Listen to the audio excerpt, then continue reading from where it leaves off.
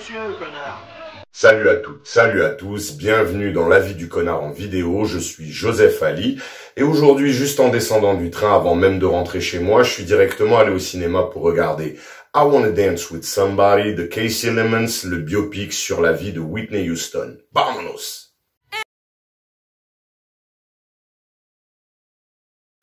Whitney est une adolescente qui tente d'accéder au rêve d'être une grande chanteuse. Entourée par une mère qui elle-même pratiquait ce métier, la barre est donc placée très haut. Whitney va devenir The Voice, la petite chérie de l'Amérique, au risque de s'oublier elle-même. Une très belle photographie, classe, glamour, sophistiqué, c'est vraiment bien travaillé. Clair, authentique, beaucoup de goût, un très beau travail, très agréable à regarder. Une réalisation maîtrisée et propre, pas vraiment de plans extraordinaires, mais des mouvements de caméra inspirés qui sont là au service de l'histoire. Ça ne se la raconte pas, ça nous raconte quelque chose. Parfois, on sent énormément d'inspiration du côté de Bodyguard. À d'autres moments, ça fait un petit peu téléfilm, c'est un peu désagréable, mais la photographie rattrape les quelques maladresses. La mise en scène, elle est efficace, servie par des plans du coup bien choisis pour illustrer le propos, le storytelling et les émotions que l'histoire souhaite nous faire partager. C'est simple, mais ça marche bien. On a une très bonne écriture, dès le départ on met vite en avant les fragilités du personnage et c'est bien fait. Très rapidement on pose les choses et les situations sont très clairement écrites et décrites.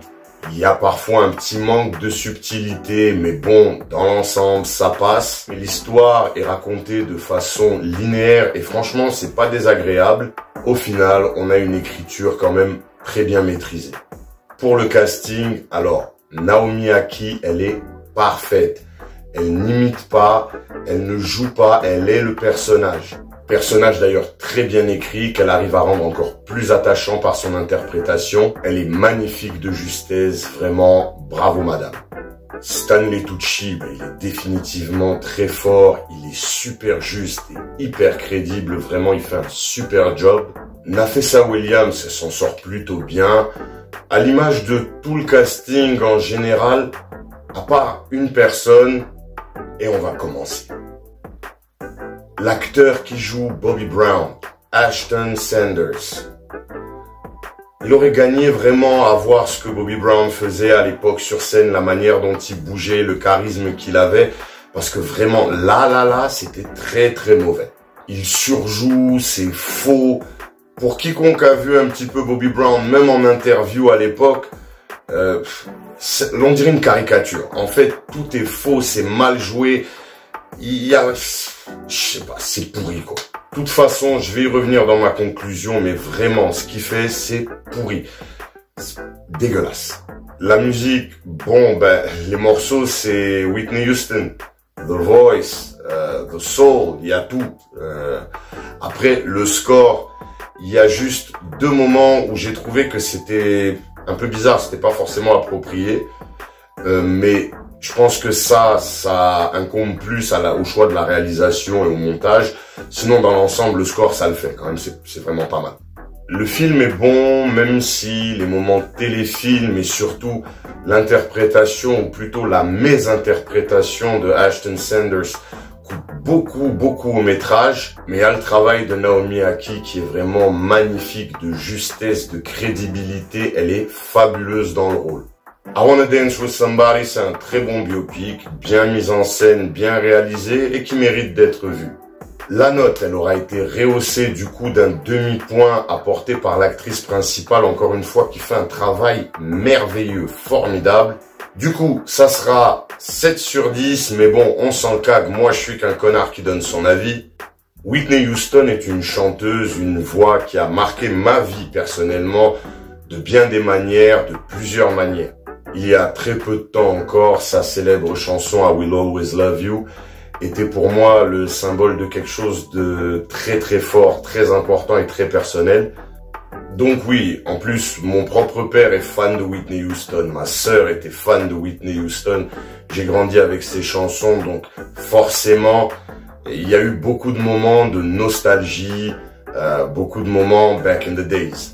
Cependant, j'ai essayé de garder un esprit critique assez professionnel, on dira. Donc, il y a un petit peu de wokisme, quoique c'est plutôt bien géré ici. Et en plus, on est dans le cadre d'un biopic. Donc, bon, dans l'ensemble, je trouve que ça va. C'est très sulfureux dès le départ, mais très vite, l'écriture du personnage et le travail de Naomi Ackie prend le dessus sur le côté scandale, etc.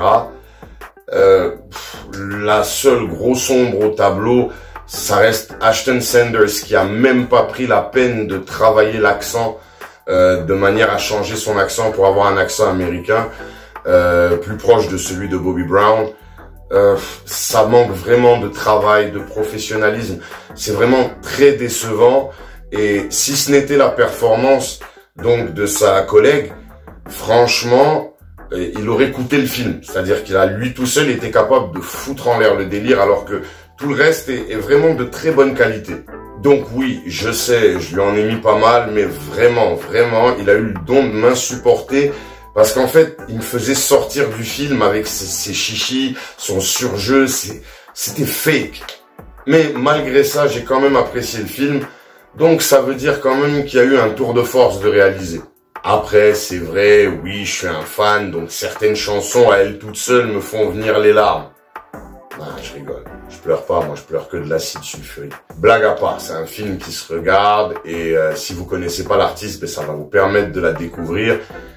Si vous êtes fan de Whitney Houston, ben, c'est une obligation d'aller voir ce film et je pense que vous allez passer un excellent moment.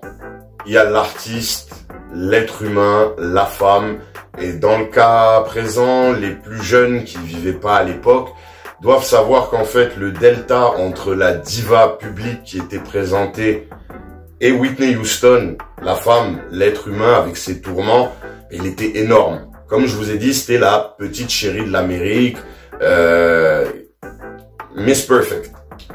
En tout cas, le film I Wanna Dance With Somebody vaut le coup, allez-y. Avant de conclure, je tenais à féliciter le Gaumont Parnasse pour les travaux réalisés. C'est agréable, c'est super. Mais juste, si vous pouvez à un moment donné faire un abonnement all-inclusive parce que payer des suppléments à chaque séance, ça a même plus de sens. Voilà, ce sera tout pour cet avis du connard en vidéo. Dites-moi en commentaire si vous comptez aller voir le film, si vous y êtes allé, ben, ce que vous en avez pensé. Abonnez-vous pour ne pas manquer les futurs contenus. Mettez un pouce pour m'encourager de façon totalement gratuite. Après, si vous voulez me soutenir de manière plus appuyée, il y a Tipeee ou PayPal, les liens sont en description. Je souhaite à Whitney Elizabeth Houston de reposer en paix. Et quant à toi, Kish, si tu regardes la vidéo, tu devrais te reconnaître. La dédicace suivra les au revoir. Je vous dis à très vite. D'ici là,